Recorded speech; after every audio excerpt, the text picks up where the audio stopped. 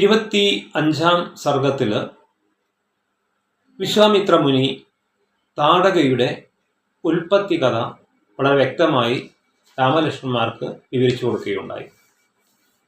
അങ്ങനെയുള്ള താടകയെ ഏതു വിധേനയും വധിക്കേണ്ടതുണ്ട് എന്ന് ശ്രീരാമചന്ദ്രനോട് വിശ്വാമിത്ര മുനി കൽപ്പിക്കുകയുണ്ടായി.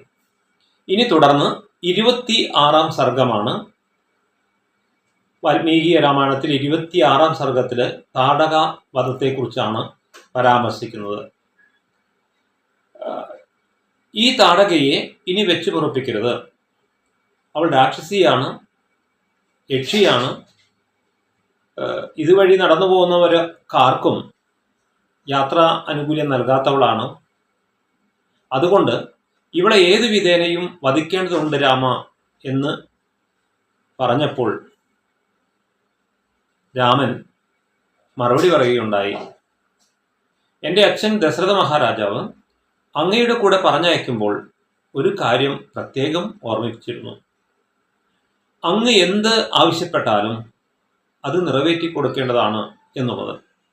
അതുകൊണ്ട് ഒരു സ്ത്രീവധം അല്ലെങ്കിൽ സ്ത്രീഹത്യ ഭൂഷണമല്ലെങ്കിലും അങ്ങയുടെ വാക്ക് നിർവഹിക്കുന്നതിന് വേണ്ടി തികച്ചും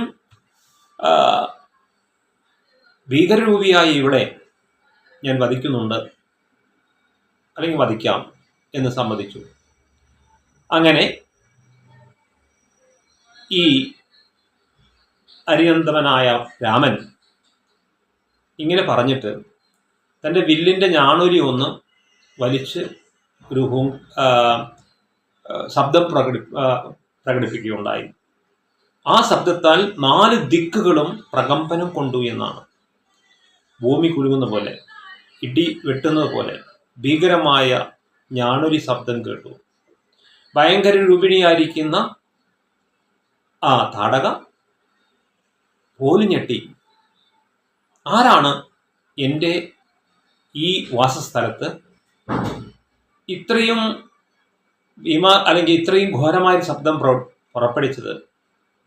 ആ ശബ്ദത്തിൻ്റെ ഉറവിടം തേടി അവള് രാമലക്ഷ്മണന്മാരുടെ അടുത്തേക്ക് വരികയുണ്ടായി. രാഘവൻ ക്രുദ്ധയും അതുപോലെ തന്നെ വികൃത രൂപിണിയും അതുപോലെ വികൃത മുഖിയും വളരെ കൂറ്റത്തിയുമായ അവളെ കണ്ട് രാമൻ ലക്ഷ്മണനോട് ഇങ്ങനെ പറഞ്ഞു: ലക്ഷ്മണ, ഈ യക്ഷിയുടെ ഭയങ്കരവും അതുപോലെ തന്നെ ഘോരവുമായ ഈ ആകൃതി നീ ഒന്ന് നോക്കൂ. നമുക്ക് തൽക്കാലം ഇവിടെ ഒരു പരീക്ഷണത്തിന് വിധേയമാക്കാം. ഇവളുടെ ചെവിയും മൂക്കിൻ്റെ അഗ്രവും ഒന്ന് ഛേദിച്ചാൽ പോരെ രാമ. എന്നിട്ട് അവള് അല്ലെങ്കിൽ പിന്മാറുകയാണെങ്കിൽ തൽക്കാലം ഒരു സ്ത്രീഹത്യ നമുക്ക് ഉപേക്ഷിച്ചൂടെ എന്നർത്ഥത്തിൽ. പക്ഷേ ഇത് പറഞ്ഞുകൊണ്ടിരിക്കെ രാക്ഷസി അല്ലെങ്കിൽ രാമൻ സംസാരിച്ചു കൊണ്ടിരിക്കുന്നതിനിടയിൽ തന്നെ താടകം അല്ലെങ്കിൽ വളരെ കോപാവേശമ്പോൾ ത്തിലാവുകയും കൊണ്ട് കൈകൾ ഉയർത്തിക്കൊണ്ട് അലറിക്കൊണ്ട് ചീറി പാഞ്ഞുകൊണ്ട് രാമന്റെ നേരെ ഓടി വരുന്ന രംഗമാണ്. അതാ വരുന്നു താടക. നോക്കൂ ആ ഭീമാകരമായ രാക്ഷസിയുടെ രൂപം. ഒരു പക്ഷേ ശ്രീരാമചന്ദ്രന്മാരുടെ ആദ്യത്തെ ഒരു യുദ്ധം കൂടി ഇതായിരിക്കാം. ഈ പിഞ്ചുബാലന്മാരെ ഒറ്റയടിക്ക് ശരിയാക്കും എന്ന രൂപത്തിൽ വരുന്ന താടകയെ വിശ്വാമിത്രൻ ഹോങ്കാരം ഉപയോഗിച്ചുകൊണ്ട് തൽക്കാലം ഒന്ന് ബ്ലോക്ക് ചെയ്തു, അഥവാ ഒന്ന് തടഞ്ഞു നിർത്തി. എന്നിട്ട് രാഘവന്മാർക്ക് മംഗളമുണ്ടാകട്ടെ എന്ന് ആശംസയും നൽകി. ഇനി താടകമല്ലാതെ പൊട്ടിപ്പറപ്പിച്ച് ഇങ്ങനെ ഓടി വന്നപ്പോൾ രാഘവന്മാര് ആ വമ്പിച്ച പൊടിപടലത്തിൽ മുങ്ങിപ്പോയി. അവരെ കാണാനില്ല. അത്രയും പൊടിപടലങ്ങൾ സൃഷ്ടിച്ചുകൊണ്ടാണ് അവളുടെ ആ വരവ്. ഇനി നോക്കിയിട്ട് കാര്യമില്ല. രാമൻ അമ്പ് വർഷിക്കാൻ തുടങ്ങി. അങ്ങനെ അവളുടെ കൈകൾ മുറിഞ്ഞു. കൈകൾ മുറിഞ്ഞ് അവള് തളർന്ന് അലറിക്കൊണ്ട് ക്രുദ്ധയായി. ഉടനെ തന്നെ അവളുടെ ചെവികളും മൂക്കിൻ്റെ അഗ്രവും കട്ട് ചെയ്തു. പക്ഷെ ഇവളുണ്ടല്ലോ, ഈ താടക അല്പം മാജിക് ഒക്കെ പഠിച്ചവളാണ്, ഇഷ്ടം പോലെ രൂപം മാറാൻ കഴിവുള്ളവരാണ്. ആ യക്ഷി ഉടനെ പല രൂപത്തിൽ വേഷം മാറി. മാത്രമല്ല മറഞ്ഞു നിന്നുകൊണ്ട് യുദ്ധം തുടങ്ങി. ഇനി അവളെ വെച്ചിട്ട് കാര്യമില്ല എന്ന് വിചാരിച്ച് രാമലക്ഷ്മണർ ഏതു വിധേനയും ഇവളെ നിഗ്രഹിക്കാൻ തീരുമാനിക്കുകയും അങ്ങനെ ശ്രീരാമൻ അത് മനസ്സിൽ വിചാരിച്ചു കൊണ്ടിരിക്കെ അവള് തൻ്റെ മായാ യുദ്ധത്തിൽ കന്മഴ പെയ്പ്പിക്കാൻ തുടങ്ങി.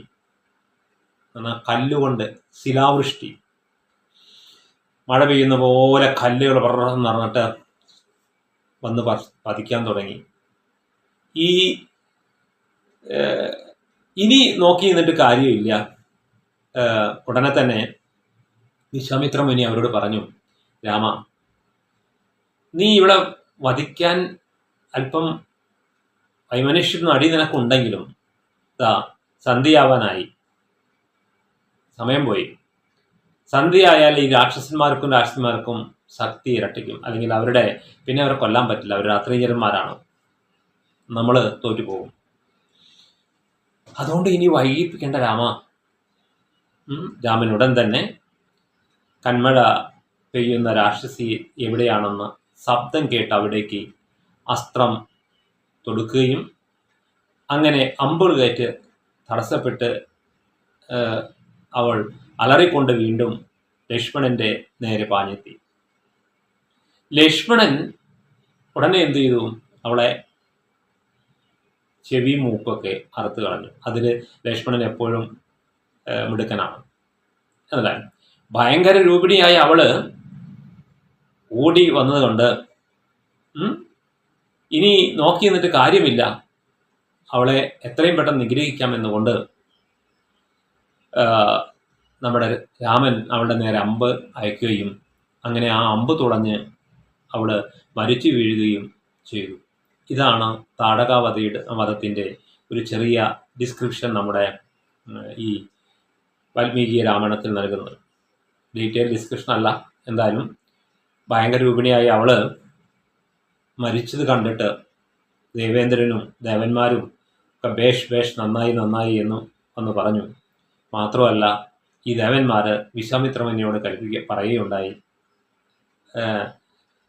കൗശികമുനി, അങ്ങയ്ക്ക് മംഗളമുണ്ടാകട്ടെ, ഈ രാമപുത്രന്മാർക്ക് വേണ്ടുന്നതായ അസ്ത്രശസ്ത്ര വിദ്യകളൊക്കെ പകർന്നു നൽകണമെന്നും, കാരണം ഇവരെ കൊണ്ട് ഇനിയും കുറേ കാര്യങ്ങൾ ചെയ്തു തീർക്കാനുണ്ടെന്നും അവർക്ക് വേണ്ടതായ എല്ലാ ഉപദേശങ്ങളും തത്വങ്ങളും അതുപോലെ എല്ലാവിധ അസ്ത്രവിദ്യകളും പകർന്നു നൽകണമെന്നും വിശ്വാമിത്ര മുനിയോട് ദേവന്മാർ പറയുകയുണ്ടായി. അത് വിശ്വാമിത്രൻ ഇത് പറഞ്ഞു കേട്ട ഉടനെ തന്നെ സന്തുഷ്ടനായി. അല്ലെങ്കിൽ ഈ താടക വധത്തിൽ അദ്ദേഹം വളരെയധികം സംപ്രീതനായി. അദ്ദേഹം പറഞ്ഞു, നമുക്ക് ഇന്ന് രാത്രി രാമകുമാരന്മാരെ നമുക്ക് ഈ താടക വനത്തിൽ ഒന്ന് താമസിക്കാം. കാരണം അത്രയും പവിത്രമായ ഒരു സ്ഥലമാണല്ലോ ഇത്. അതിൻ്റെ വിവരണമെല്ലാം നമ്മൾ മുൻ സർഗത്തിൽ പറയുകയുണ്ടായി, താടക വനത്തിൻ്റെ ഉൽപ്പത്തിയെക്കുറിച്ചൊക്കെ. അങ്ങനെ താടകാവധത്തെ തുടർന്ന് ആ വനമാകട്ടെ സകലവിധ പാപങ്ങളും നീങ്ങി അവിടെ ചെമ്പകം, അശോകം, പുന്ന, മുല്ല, അതുപോലെ പ്ലാവ്, കവുങ്ങ് എന്ന് വേണ്ട സകലവിധ വൃക്ഷലതാദികളും പുഷ്പിച്ചു. അത് വളരെ മഹനീയമായ രമണീയമായ അങ്ങനെ നിലകൊണ്ടു. അങ്ങനെ ഒരു ദിവസം അത് കുബേരൻ്റെ ചൈത്രവനം പോലെ തന്നെ അതിരമണീയമായി മാറുകയുണ്ടായി. അങ്ങനെ ഒരു ദിവസം ഇവർ അവിടെ താടകവനത്തിൽ ചെലവഴിക്കുകയും ചെയ്തു എന്ന് പറയുന്നതോടുകൂടി ഈ 26-ാം സർഗം ഉപസംഹരിക്കുകയാണ്. അടുത്ത സർഗം അടുത്ത വീഡിയോയിൽ.